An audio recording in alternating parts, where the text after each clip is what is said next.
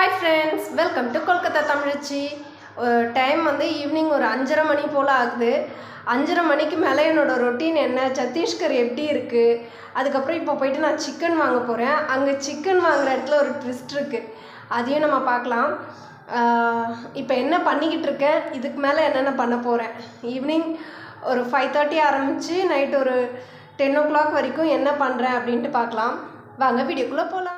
இங்கே பார்த்தீங்களா, பார்க்குறதுக்கு நிறைய கருவேப்பிலை மாதிரி இருக்கும். அடியில் வந்து பொடி, இட்லி பொடிக்காக வச்சுருக்கேன். எவ்வளோ கருவேப்பிலை போட்டிருக்கேன்னு பாருங்கள். இதில் வந்து உளுந்து, கடலைப்பருப்பு, மிளகு, அப்புறம் ஜீரகம், பெருங்காயம் இது போட்டு வறுத்து வச்சுருக்கேன். இன்னும் பொடி பண்ணணும்.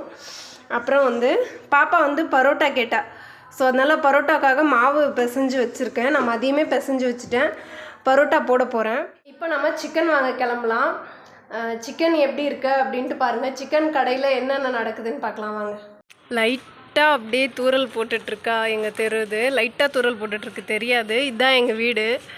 எங்கள் வீட்டுக்கிட்ட வந்து அசம்பிள் ஆகிருக்காங்க. இவங்கெல்லாம் உட்காந்து இங்கே பேசிகிட்ருப்பாங்க. அப்படியே போகலாம் வாங்க. இந்த பக்கமும் போகலாம், இந்த பக்கமும் போகலாம். இந்த பக்கமும் போனால் கொஞ்சம் நல்லாயிருக்கும். அப்படியே போவோம். அங்கே எப்படி தூரல் போட்டுட்ருக்கு, சின்ன சின்ன தூரல் போட்டுட்ருக்கு. தூரலில் தான் போயிட்டுருக்கேன், கொடை கூட எடுக்கல.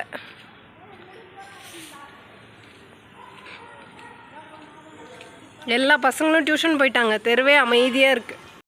இப்போ மெயின் ரோடு வந்துட்டேன். அது ஒரு பாருங்க, அதுதான் கடை. அந்த ரெட் கலரில் போர்டு இருக்கு இல்லையா, அதுதான் கடை. இப்போ போயிட்டு சிக்கன் வாங்குவாங்க.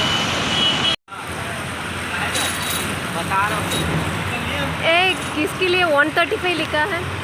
किसके लिए 135 लिखा है? ये 135 का हमारे यहाँ चिकन मिलता है, सबसे सस्ता 1 किलो.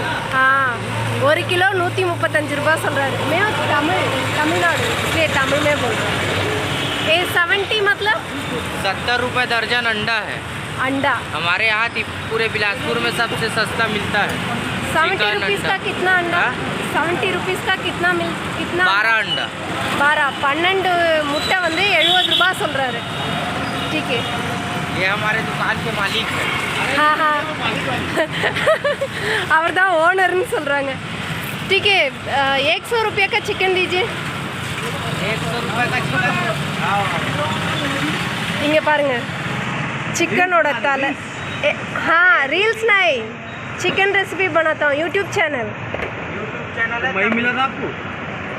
हाँ, இங்கே பாருங்கள், கோழியோட கால் போட்டிருக்காங்க. நம்ம ஊர்லலாம் கோழி காலே போட மாட்டோம், பட் ஆனால் இங்கே கோழி கால் போடுவாங்க. 100 rupees. எவ்வளோ இருக்குது பாருங்கள். எல்லாத்துலேயுமே கோழி கால் இருக்குது. கோழி காலோட தான் போடுவாங்க.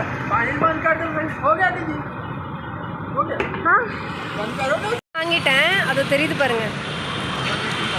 135 போட்டிருக்கு. நான் ஏற்கனவே அங்கே பேசியிருந்தேன். அப்போ வண்டிலாம் போயிட்டு இருந்துச்சு, கேட்டு தான் என்னன்னு தெரில.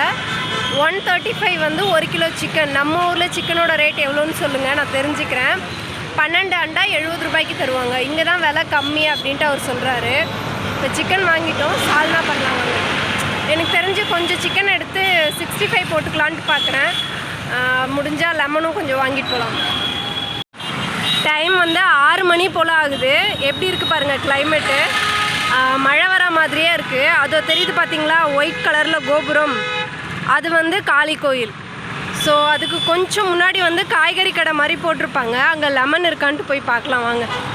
இந்த மாதிரி சின்ன சின்ன காய்கறி கடைலாம் போட்டிருப்பாங்க. இதை வந்து இங்கே பரோல்னு சொல்கிறாங்க. வெஸ்ட் பெங்காலில் பொட்டல்னு சொல்லுவாங்க. வெண்டைக்காய், சேப்பங்கிழங்கு, கத்திரிக்காய், சொரக்காய், முருங்கைக்காய்லாம் வச்சுருக்காங்க.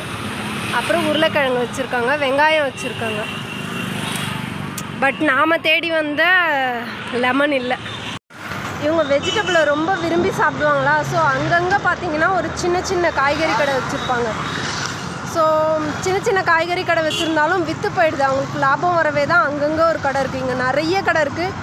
பக்கத்துலேயே பெரிய மார்க்கெட் இருக்குது. இருந்தாலும் கூட வந்து சின்ன சின்ன காய்கறி கடை வச்சுருக்காங்க. இங்கே பாருங்கள் தொடப்பம் எப்படி இருக்குன்னு. நம்ம ஊரில் தென்னை இருக்கு இல்லையா, அது வச்சு தான் பெருக்கும். பட் ஆனால் இங்கே இந்த மாதிரியான தொடப்பங்கள் இருக்குது. நிறைய மண்பானைகள், சட்டிகள் நிறைய யூஸ் பண்ணுறாங்க. அடுத்து இந்த கடைக்கு வந்திருந்தேன், இங்கேயுமே லெமன் கிடைக்கல. சரி, அதனால் சிக்கன் 65 பண்ணுறதையே நான் விட்டுட்டேன். எவ்வளோ பெரிய பைப் பாருங்கள். இது எதுக்கு புதைக்கிறாங்கன்னு தெரியல. பட் ஆனால் ரோடோட 2 பக்கமுமே வந்து சின்ன சின்ன சைஸில் பைப் வச்சுருக்காங்க, அதை வெல்டிங் பண்ணி புதைச்சிக்கிட்டு இருக்காங்க. ஸோ அதுக்கு தான் இதை போட்டு வச்சுருக்காங்க. ரோடோட 2 பக்கத்துலேயும் அது இருக்குது. அப்புறம் இன்னொரு காய்கறி கடை இருக்குது பாருங்க, சின்ன காய்கறி கடை இது. இங்கேயுமே லெமன்லாம் எதுவும் இல்லை. எல்லா கடையிலையுமே பார்த்துட்டோம், லெமன் கிடைக்கல. சரி, அதனால் மொத்த கறியும் போட்டு நம்ம சால்னாவே வச்சிடலாம் அப்படின்ட்டு முடிவு பண்ணிட்டேன். சரி, சால்னா பண்ணிவிடும். இப்போ வந்து நான் இன்னொரு வழி நல்லா இருக்காதுன்னு சொல்லி காட்டினேன் இல்லையா, அந்த வழியாக போயிட்டுருக்கேன். எப்படி ஓப்பன் பண்ணி போட்டு வச்சுருக்காங்க பாருங்கள். இது அப்படியே ஒரு மாதத்துக்கு இப்படியே இருக்கும். இதுக்கு முன்னாடி இந்த இடம் இருந்துச்சு, ஒரு மாதத்துக்கிட்ட அப்படியே ஓப்பன்லேயே இருந்துச்சு. இது வழியாக வந்து சாக்கடைலாம் போகும். அது 1 மாதம் கழிச்சு தான் க்ளோஸ் பண்ணாங்க. அடுத்து இதை க்ளோஸ் பண்ண ஒரு மாதம் ஆகும். இது மாதிரி ஓப்பன் பண்ணிகிட்டே இருப்பாங்க. ரோடும் நல்லாவே இருக்காது. இப்போ நான் வீட்டுக்கு வந்துட்டேன். நம்ம வேலையை ஸ்டார்ட் பண்ணலாம். ஃபஸ்ட்டு இந்த இட்லி பொடி அரைச்சிடுவோம்.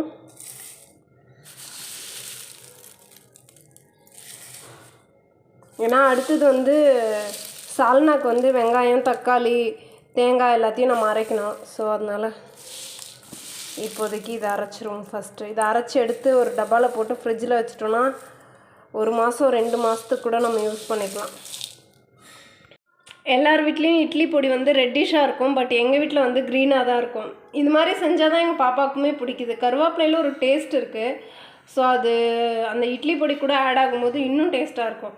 ஸோ இதை வந்து இப்போ இந்த கண்டெய்னருக்கு மாற்றி எடுத்து வச்சுருவேன் ஃப்ரிட்ஜில். அவ்வளோதான், நம்ம இட்லி பொடி எடுத்து அப்படியே ஃப்ரிட்ஜில் வச்சிட வேண்டியதுதான். எல்லாம் பொடி பண்ணி வச்சுருப்பேன், எல்லா பொடியும் நிறைய வச்சுருப்பேன். அதெல்லாம் தான் இதில் அப்படியே ஸ்டோர் பண்ணி வச்சுருப்பேன். எப்போவுமே கோழிக்காலோடு தான் போடுவாங்க. மற்ற கடையிலலாம் நான் போய் வாங்கும்போது கோழிக்கால் வந்து உங்களுக்கு வந்து அது என்ன சொல்கிறது, அந்த பாதம் இருக்கும் இல்லையா, 4 5 இருக்குமே விரல்கள், அதோடவே போடுவாங்க. பட் ஆனால் இந்த கடையில் கூட போட்டிருக்காங்க. பட் இந்த தடவை என்னமோ அவங்க விரலெல்லாம் நறுக்கி வச்சுருந்தாங்க. நமக்கு எடை போடும்போது காலோடு தான் எடை போட்டிருந்தாங்க. பட் நான் எப்போவுமே கால் வேணான்னு சொல்லுவேன். அதனால அவங்க வந்து ஆனால் எடை போடும்போது காலோடு தான் போடுவாங்க. அந்த காலை ரிமூவ் பண்ணிவிட்டு, அதாவது எடை போட்டு எடுத்துகிட்டு காலை மட்டும் எடுத்துகிட்டு நமக்கு இந்த மாதிரி சிக்கன் பீஸ் போட்டு தருவாங்க. அப்படி இருந்துமே கூட பாருங்கள், அந்த காலும் தொடையும் இணையிற இடத்துல இருக்கு இல்லையா, அந்த பீஸ் போட்டிருக்காங்க. காலை மட்டும் அவங்க எடுத்துட்டாங்க. ஆனால் இடையில கண்டிப்பாக போடுவாங்க, போட்டு தான் நமக்கு கொடுப்பாங்க. யார் கறி வாங்கினாலும் ஒரு பாதி வந்து அவங்க கால் வாங்கணும். ஸோ அது வந்து அவங்க ரூல்ஸ் மாதிரி வச்சுருக்காங்க. அது மாதிரி இந்த ஸ்கின்னும் வந்து அதிகம் ரிமூவ் பண்ணவே மாட்டாங்க. நாம் வந்து ஒரு முழு கோழி வாங்குகிறோன்னும் போது கூட முழு கோழியும் எடை போட்டுட்டு அதுக்கப்புறம் ஸ்கின்னை ரிமூவ் பண்ணி தருவாங்க, ஸ்கின்னு காலெல்லாம். பட் நம்ம கொஞ்சமாக வாங்குகிறோன்னும் போது ஸ்கின்னை ரிமூவ் பண்ணித்தாங்கன்னு கேட்க முடியாது. இதெல்லாம் தானாகவே ரிமூவ் ஆகிருக்கு. பட் ஆனால் மோஸ்ட்லி வந்து ஸ்கின்னோட தான் இருக்கும். இதோ பாருங்கள், ஸ்கின்னோட தான் இருக்குது. எல்லாமே ஸ்கின்னோட தான் தருவாங்க. நம்ம கம்மியாக வாங்குகிறோன்னும் போது ஸ்கின்னோட தான் தருவாங்க. அதில் வந்து சிலதெல்லாம் முடியோட கூட இருக்கும். நாம் தான் நல்லா க்ளீன் பண்ணிக்கணும். நம்ம ஊரில் வந்து இன்னுமே சூப்பராக க்ளீன் பண்ணி தருவாங்க. தோல் வேணான்னா தோல் உரித்து தருவாங்க, அந்த மாதிரிலாம் இருக்கும். பட் நம்ம கம்மியாக வாங்கும்போது தோல்லாம் உரித்து தரமாட்டாங்க. ஒரு முழு கோழி ஒரு 1.5 கிலோ 1 கிலோ அப்படி வாங்கும்போது தாராளமாக உரித்து தருவாங்க. நான் வந்து 100 ரூபாய்க்கு வாங்கியிருக்கேன். 135 வந்து 1 கிலோ, 135 ரூபா 1 கிலோ. மேபி இது ஒரு 3/4 கிலோ கிட்டத்தில் இருக்கலாம். இதை வச்சு அப்படியே சால்னா பண்ணிடலாம். இதில் வெங்காயம், தக்காளி, தேங்காய் அரைச்சி வச்சுருக்கேன். இஞ்சி பூண்டு பேஸ்ட் வச்சுருக்கேன். எப்போவுமே நான் ஊரில் இருந்து குழம்பு மிளகாய் தூள் எடுத்துகிட்டு வருவேன். ஸோ குழம்பு மிளகாய் தூள் எடுத்துகிட்டு வருவேன். ஸோ அது இருக்குது. அதுக்கப்புறம் வந்து சோம்பு இருக்குது. இது வந்து கரம் மசாலா, இது வந்து மிளகுத்தூள். இது எல்லாத்தையும் ஃபஸ்ட்டு சிக்கனில் போட்டுக்கலாம். போட்டுட்டு கலந்து விட்டுக்கலாம்.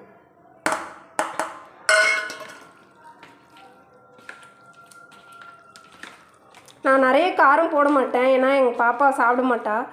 கொஞ்சம் திட்டமாக காரம் போட்டு சமைப்பேன். நாங்களும் அதுக்கே அப்படியே பழகிட்டோம். அடுத்தது கொஞ்சமாக ஜிஞ்சர் கார்லிக் பேஸ்ட் போட்டுக்கலாம்.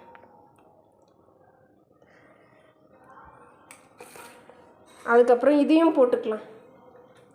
ஆக்சுவலி நான் எல்லாத்தையுமே ஒன்றா போட்டு கலந்துட்டு சிக்கன் கூட அப்படியே எண்ணெய் ஊற்றி மொத்தமாக எல்லாத்தையும் நான் வதக்குவேன். ஸோ அப்படி வதக்கிட்டு தண்ணி வச்சு 2 விசில் விட்டேன்னா எனக்கு வந்து சால்னா ரெடி ஆகிடும். இப்போ இதை கலக்கி வச்சுக்கலாம். அடுத்து எண்ணெய் ஊற்றி பட்டை இலை போட்டு தாளிக்கலாம். இப்போ பட்டை இலை போட்டு தாளிச்சிட்டேன். அடுத்து சிக்கன் போட்டுடலாம்.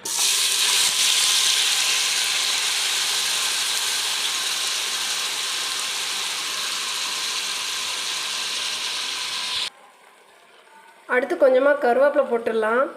நான் காட்டியிருந்தேன் இல்லையா, ஒரு மார்க்கெட் பிரதுபதி அப்படி அது பேரே எனக்கு ஞாபகம் வரல, அப்படி ஒரு மார்க்கெட் போயிருந்தோம்.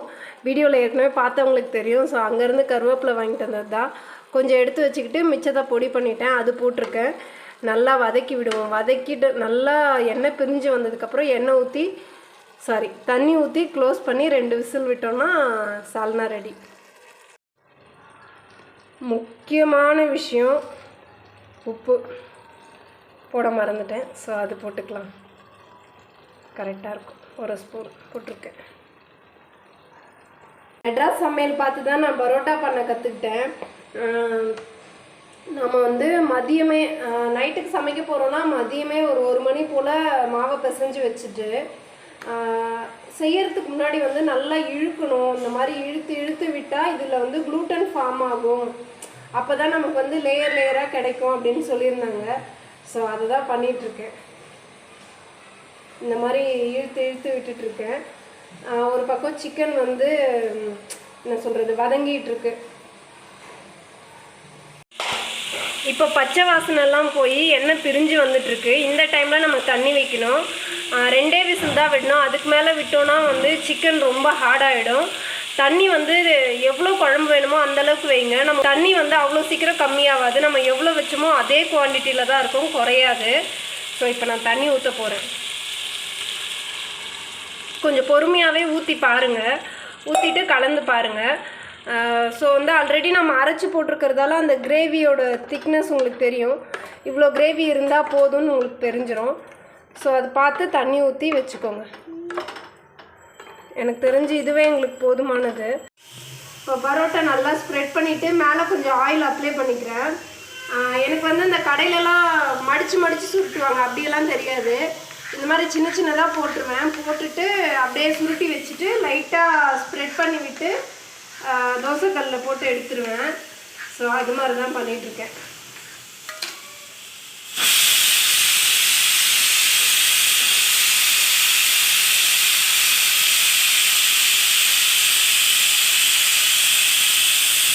இதை அப்படியே நான் லைட்டாக சுருட்டி வச்சுட்டு கொஞ்சம் நேரம் ஊறிடும். அதுக்கப்புறம் அதை லைட்டாக என்ன சொல்கிறது கையிலேயே ஸ்ப்ரெட் பண்ணி போட்டுருவேன். ஸோ அதை இப்போ செட் பண்ணி இதை அப்படி வச்சிடுறேன். இது மாதிரி ஒன்றா பண்ணி எடுத்துக்கலாம். ஸ்டாப் பண்ணி எல்லா மாவு உருண்டையும் இந்த மாதிரி ரெடி பண்ணி வச்சுட்டேன். ஒன்று மட்டும் எடுத்து இந்த மாதிரி ஸ்ப்ரெட் பண்ணி வச்சுருக்கேன். தோசைக்கல் காஞ்சிட்ருக்கு. சிக்கன் சால்னாவும் ரெடி ஆகிடுச்சு. பாருங்கள், செம்மையாக ரெடி ஆகிருக்குல்ல, எம்மியாக இருக்க போகுது. இப்போ இந்த பரோட்டா எடுத்து அதில் போட்டுக்கலாம். பரோட்டாக்கு வந்து கொஞ்சம் நிறைய ஆயில் போட்டால் நல்லா வரும். ஸோ அதனால் கொஞ்சம் ஆயில் விட்டுருக்கேன். அப்படியே கல்லில் போட்டு எடுக்கலாம். ஒரே டைமில் 3 பரோட்டா போட்டிருக்கேன். கொஞ்சம் சின்ன சைஸில் போட்டிருக்கிறதால போட்டு எடுத்துக்கலாம். நல்லா வெந்து வந்துருக்கு பாருங்கள்.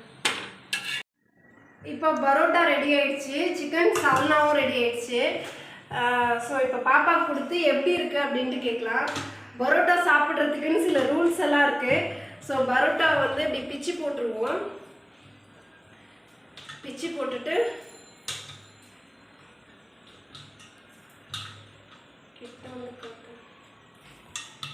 இந்த மாதிரி பிச்சு போட்டுட்டு அதில் வந்து சால்னா ஊற்ற போகிறோம். பார்க்கும்போது எப்படிடா இருக்கு? பார்க்கும்போது சாப்பிடுறது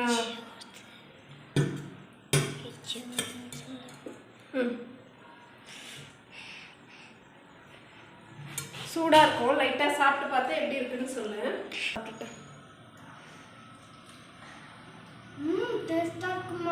டேஸ்ட்டாக இருக்கா? ஓகே. சிக்கன் சால்னாவும் பரோட்டாவும் பண்ணிட்டோம். இப்போ வந்து ஒரு 8 மணி போல் ஆகுது.